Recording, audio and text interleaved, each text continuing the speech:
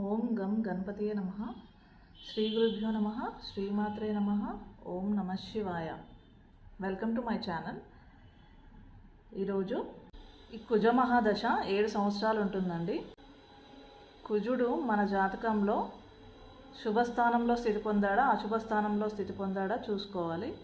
కుజుడు శుభస్థానంలో స్థితి పొందినట్లయితే ధైర్యము, సాహసము, సరైన నిర్ణయాలు తీసుకోవడము, ఏ పనినైనా త్వరగా చేయాలనుకోవడము, మన బ్రదర్ అలాగే భూమిని సూచిస్తుంది, ప్రాపర్టీస్ని సో ఈ శుభస్థానంలో కుజుడు స్థితి పొందినట్టయితే ఇవన్నీ మనము ఈజీగా పొందగలుగుతాము.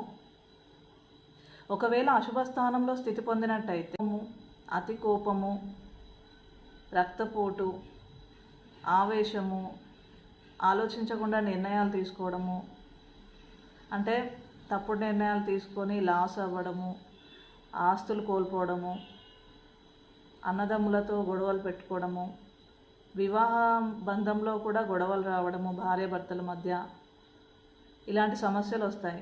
కాబట్టి కుజున్ని బలపరుచుకోవడానికి మనము పరిహారాలు ఏం చేసుకోవాలంటే సుబ్రహ్మణ్య స్వామిని కానీ లక్ష్మీనరసింహస్వామిని కానీ ఆరాధించడం, అలాగే మంగళవారం రోజు ఎర్రటి వస్త్రాలు, కందిపప్పును దానం చేయడం, హనుమాన్ ఆలయాన్ని సందర్శించడము చేయాలి. దీనివల్ల కుజదోషాన్ని కాస్త నివారించుకొని మంచి ఫలితాలను పొందవచ్చు.